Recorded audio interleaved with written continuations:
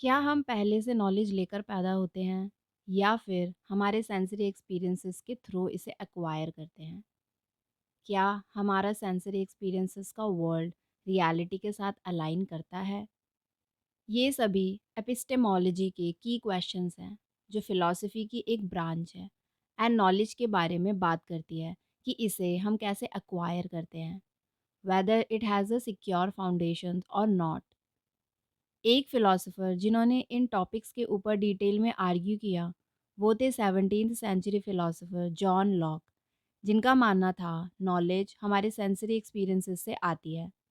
Lock early European enlightenment के important figure माने जाते हैं and many of his ideas had a considerable influence on later major Enlightenment thinkers such as Immanuel Kant, David Hume, and Rousseau. Locke एक radical empiricist थे.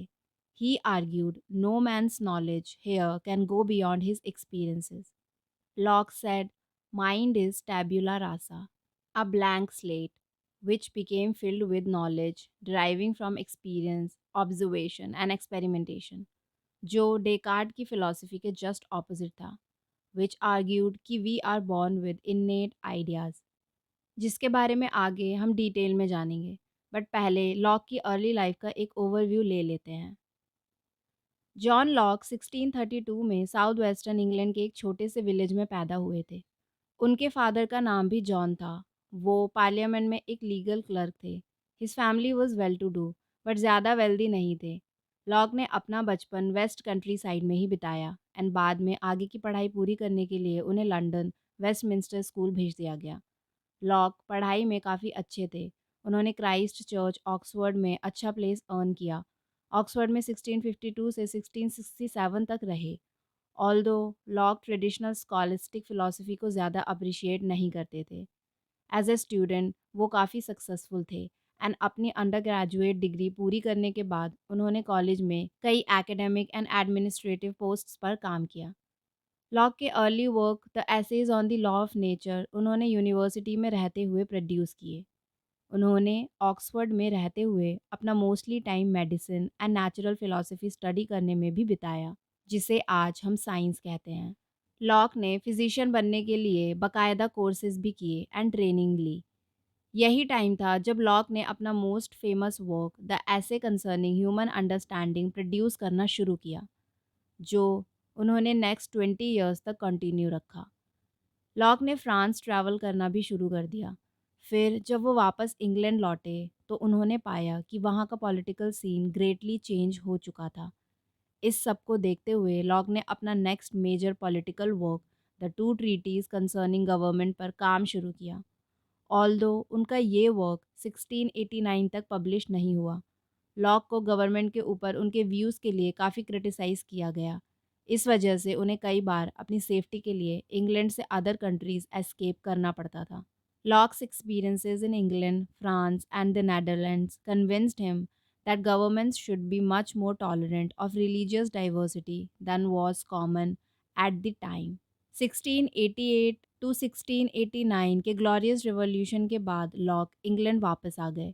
इसी तरह उन्होंने अपने essays and two treatises finally publish किए। Two treatises concerning government उनका most important political work माना जाता है, which was published in the same year as the bill of rights. Although Locke इसे बहुत पहले लिख चुके थे। अपने इस वर्क में लॉक शो करते हैं दैट वो एब्सोल्यूटिज्म के स्ट्रांगली अगेंस्ट हैं, वहीं चर्च एंड स्टेट के सेपरेशन के फेवर में हैं। लॉक की political philosophy social contract theory से डीपली इन्फ्लुएंस थी, जिसे उन्होंने 3 पार्ट्स में समराइज़ किया। Firstly, an individual is born into a state of nature, जहाँ हर इंसान के पास गॉड गिवन नेचुरल राइट्स होते हैं that are not subject to any kind of government. Secondly, this state of nature is unstable and individuals को physical harm का risk होता है, मीनिंग वो कोई भी गोल जो दूसरों से स्टेबिलिटी एंड कोऑपरेशन डिमांड करता है उन्हें परस्यू करने के अनेबल होते हैं। एंड थर्डली, इन कंडीशंस में ही गवर्नमेंट की एंट्री होती है, सिंस इंडिविजुअल्स अब अपने बेनिफिट्स देख सकते हैं जो उन्हें सेंट्रल अथॉरिटी से अपने राइट्स लेकर मिलते हैं। This takes place in the form of a contract. Locke की इस पॉलिटिकल थॉट का इम्पैक्ट एंड उनके right to life liberty and property के fundamental beliefs United States Declaration of Independence and the US Constitution में clearly देखे जा सकते हैं। Locke is often known as the father of classical liberalism. बाद में लॉक काफ़ी वक्त तक लंदन में रहे and politics, toleration, philosophy, economics and educational theory इन सब पर वर्क करते रहे। एट द सेम टाइम अपनी पूरी लाइफ काफ़ी कंट्रोवर्सीज में भी उलझे रहे। लेटर ईयर्स में उन्होंने अपना रुख थियोलॉजी की तरफ किया एंड 1695 में the reasonableness of Christianity publish की। ये वर्क भी कंट्रोवर्शियल था क्योंकि लॉक आर्ग्यूड काफ़ी बिलीव्स जो क्रिश्चियंस के लिए ट्रेडिशनली मैंडेटरी माने जाते हैं वो अननेसेसरी हैं। लॉक अपनी मोस्ट लाइफ हेल्थ प्रॉब्लम से जूझते रहे। लंदन की पुअर एयर क्वालिटी की वजह से उन्हें रेस्पिरेटरी प्रॉब्लम्स थी। 1704 में उनकी हालत अचानक काफ़ी ख़राब हो गई एंड इस तरह 28 ऑफ अक्टूबर 74 को जॉन लॉक की मौत हो गई। अकॉर्डिंग टू लॉक ऐसे लिखने के लिए उन्हें मोटिवेशन अपने फ्रेंड्स के साथ एक टॉपिक पर होने वाले डिस्कशंस के दौरान आया था। ही स्टेटेड कि उनका डिस्कशन काफ़ी देर चला बट एंड में उन्हें काफ़ी कन्फ्यूजन्स एंड डिफ़िकल्टीज़ हुई। तब ही लॉक ने रियलाइज़ किया कि इस टॉपिक पर प्रोग्रेस करने के लिए उन्हें इससे पहले कुछ और फंडामेंटल्स एग्जामिन करने होंगे, जो हैं human understanding. It was necessary to examine our own abilities and see what objects our understandings were or were not fitted to deal with. Locke believed world को एनालाइज करने से पहले हमें खुद के बारे में कुछ चीज़ें जानने की ज़रूरत है। वो ये कि हम नॉलेज कैसे एक्वायर करते हैं। We need to know what knowledge consists of and questions like that. Locke का सबसे इम्पॉर्टेंट गोल था इस क्वेश्चन का आंसर ढूंढना। How do we develop our knowledge? आखिर नॉलेज आती कहाँ से है? Well, according to Locke the answer to this question is knowledge comes from experience and this is the perspective of empiricism, जो major school of thought epistemology के under आता है। Empiricist like Locke मानते थे नॉलेज एक्सपीरियंसेस एंड टेस्टिंग के through आती है। So in his view world को हम अपने सेंसेस के थ्रू एक्सपीरियंस करते हैं एंड इसके ज़रिए ट्रूथ तक पहुंच सकते हैं। अपने 1689 के work and essay concerning human understanding में लॉक आर्ग्यू करते हैं जब बच्चा पैदा होता है उसका दिमाग एक ब्लैंक शीट की तरह होता है जो टाइम के साथ आइडियाज़ से भरता चला जाता है, जो उसके सेंसेस के थ्रू हुए एक्सपीरियंसेस से आते हैं। बाय आइडिया लॉक का मतलब था whatsoever is the object of the understanding when a person thinks. In other words एक आइडिया वो होता है जो इंसान एक्सपीरियंस करता है। He argued that we are born as tabula rasa, मतलब पैदा होते ही हम एक एम्प्टी वेसल की तरह होते हैं। देन हमारे एक्सपीरियंसेस के थ्रू वर्ल्ड के बारे में नॉलेज एक्वायर करते हैं। We have no knowledge except that which comes through experience. Locke के अकॉर्डिंग हमारे एब्स्ट्रैक्ट आइडियाज़ किसी प्लेटोनिक रेल्म ऑफ फॉर्म से नहीं बल्कि रियलिटी में किए गए एक्सपीरियंसेस से आते हैं। अब आप सोच सकते हैं क्या लॉक का मतलब ये है लेट्स सपोज किसी ने लायन रियल में नहीं देखा तो क्या वो एग्जिस्ट नहीं करता? लॉक ये नहीं कहते कि हमें लायन एग्जिस्ट करता है ये जानने के लिए उसे देखना ज़रूरी है, बल्कि कुछ चीज़ों के बारे में नॉलेज गेन करने के लिए हमें उसे फिज़िकली एक्सपीरियंस करने की ज़रूरत नहीं है। फॉर इंस्टेंस हम अदर चीज़ों के बारे में नॉलेज उन लोगों से ले सकते हैं जिन्होंने उन्हें फ़र्स्ट हैंड एक्सपीरियंस किया है, जो क्लेम करते हैं it's true because they have experienced it. वहीं दूसरी तरफ हमारा माइंड आइडियाज़ खुद से क्रिएट नहीं कर सकता। Lock says it can only combine them. इसलिए आइडियाज़ नेचर वाइज एटॉमिक होते हैं and complex unique structures form करते हैं, बट इसके main parts ultimately sensory experiences से ही आते हैं। फॉर एग्ज़ाम्पल आप एक एनिमल इमेजिन करते हैं, कोई न्यू एनिमल। अब उस एनिमल को आप इस बेसिस पर इमेजिन करेंगे जो पहले अपने सेंसरी एक्सपीरियंसेस के थ्रू एनकाउंटर कर चुके हैं। लाइक आपने ढेर सारे एनिमल्स देख रखे होंगे, इसलिए अब डिफरेंट एनिमल इमेजिन करने के केपेबल हैं। इसी तरह लॉक ने इस अंडरस्टैंडिंग को एक नाम दिया जिसे आज हम एम्पिरिसिज्म के नाम से जानते हैं, जिसके अकॉर्डिंग नॉलेज एक्सपीरियंसेस से आती है एंड इन एक्सपीरियंसेस को एनालाइज करके हम ट्रूथ जान सकते हैं। आज इतने सालों बाद भले ही लॉक की फ़िलॉसफ़ी सेंस बनाती हो, बट जिस टाइम लॉक ने ये आइडियाज़ प्रपोज़ किए थे, उस टाइम के कॉमन सेंस के साथ अलाइन नहीं हुए थे एंड लोगों ने इसे डिसमिस कर दिया था। लॉक से पहले एम्पिरिसिस थ्योरीज़ नहीं बल्कि स्कॉलास्टिक थ्योरीज़ जो रैशनलिज़्म के अंडर आती हैं, रूल करती थी। रैशनलिस्ट्स आर्ग्यू करते थे दैट रीज़न नॉलेज का चीफ सोर्स है, ना कि एक्सपीरियंस। एंड इसके एक की रैशनलिस्ट थिंकर थे 17th century French philosopher René Descartes. Rationalists like Descartes मानते थे सेंसरी एक्सपीरियंसेस पर ट्रस्ट नहीं किया जा सकता क्योंकि ये हमें कभी भी धोखा दे सकते हैं। अगर आप रेने डेकार्ट की फ़िलॉसफ़ी के बारे में डिटेल में जानना चाहते हैं, तो डेकार्ट के ऊपर हमारी एक सेपरेट वीडियो है, उसे देख सकते हैं। एज़ हमारे एक्सपीरियंसेस हमें लगातार डिसीव करते हैं, sceptical argument says, then on what basis हम एक्सपीरियंसेस पर ट्रस्ट कर सकते हैं। Now the question comes, how are we to know they are not deceiving us all the time? Well, Descartes का रैशनलिस्ट आंसर था reason. He stated, I think therefore I am. And इसे base मान के from the fact that he exists as a thinking being वो truth build करने की कोशिश करते हैं। हाउएवर, लॉक डेकार्ट के जस्ट ऑपोजिट सोचते थे।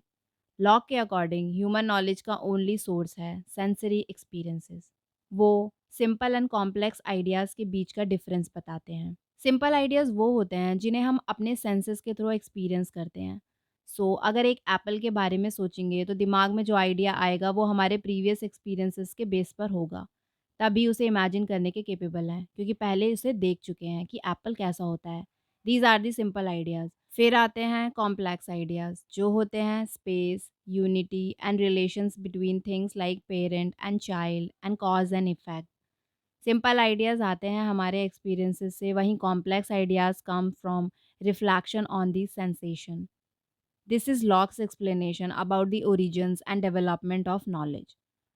According to Locke, reality can be divided into two categories, primary and secondary.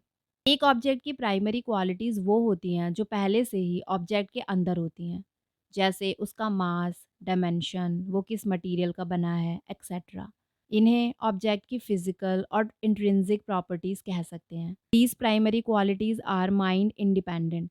They exist in the physical world external to us. फिर आती हैं सेकेंडरी क्वालिटीज़ जो हैं qualities we experience, like object देखने में कैसा है, उसका colour, smell, how it feels and taste, sound and so on. Properties को मेंटल प्रॉपर्टीज़ भी कहते हैं। These qualities are mind dependent.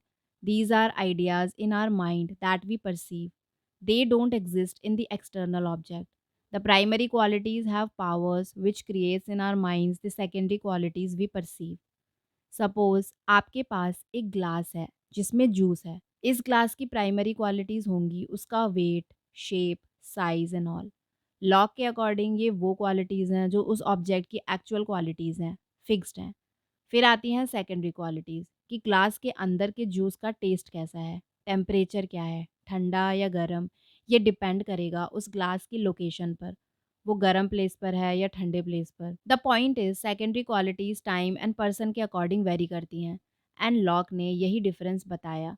सो एक ऑब्जेक्ट की प्राइमरी क्वालिटीज़ होती है उसका weight, form, height and all. वहीं सेकेंडरी क्वालिटीज़ होती हैं ऑब्जेक्ट का taste, smell, texture, feeling and all. Locke ने हॉट एंड कोल्ड वाटर का एक एग्जाम्पल दिया। सपोज़ एक आदमी ने अपना हाथ थोड़ी देर आइस पर रखा है एंड दूसरे ने कोल पर। कुछ देर बाद दोनों अपना हाथ बकेट में रखे रूम टेम्परेचर वाटर में डालते हैं। नाउ वो आदमी जिसने हाथ आइस पर रखा था उसे पानी गर्म फील होगा, वहीं जिसने कोल में रखा था उसे ठंडा फील होगा। Now the question comes, how can the water be both cool and warm at the same time? And यही कॉन्ट्रडिक्शन क्रिएट होता है, जिस पर लॉक आर्ग्यू करते हैं दैट हॉटनेस एंड कोल्डनेस उस वाटर में नहीं है, rather it's merely a sensation in our minds produced by the powers of the water's primary qualities. Locke ने एक और एग्जांपल दिया। ही सेड लेट्स इमेजिन आप अपना हाथ फायर में रखते हो, आपको तुरंत पेन फील होगा और हाथ फायर से हटा लोगे। आप ये नहीं कहोगे कि जो पेन फील हुआ वो फायर में था, बल्कि जो पेन आपको फील हुआ it was in your body. भले ही पेन फायर ने कॉज़ किया, बट वो पेन फायर में नहीं बल्कि आपके माइंड में एग्ज़िस्ट करता है। It's a sensation, something we perceive. Now you can see how much of reality is just in our minds. The pain of the fire is an idea. The temperature of that water was also just an idea. So Locke asked कि कैसे same पानी दो लोगों को अलग अलग sensation दे सकता है, कैसे सेम फूड एक इंसान को टेस्टी एंड दूसरे को हॉरिबल लग सकता है. These are all just mental ideas. Well, यही थी जॉन लॉक की थ्योरी. आप लॉक के इन आइडियाज़ के बारे में क्या सोचते हैं? अपने व्यूज़ हमें कमेंट सेक्शन में बता सकते हैं. Do follow us on Instagram as well. The link is in description box. अगर वीडियो अच्छा लगा हो तो इसे लाइक एंड शेयर ज़रूर करें एंड फ्यूचर में आने वाली वीडियोज़ के साथ अपडेट रहने के लिए channel subscribe and bell icon press करना ना भूलें. Thank you so much for watching.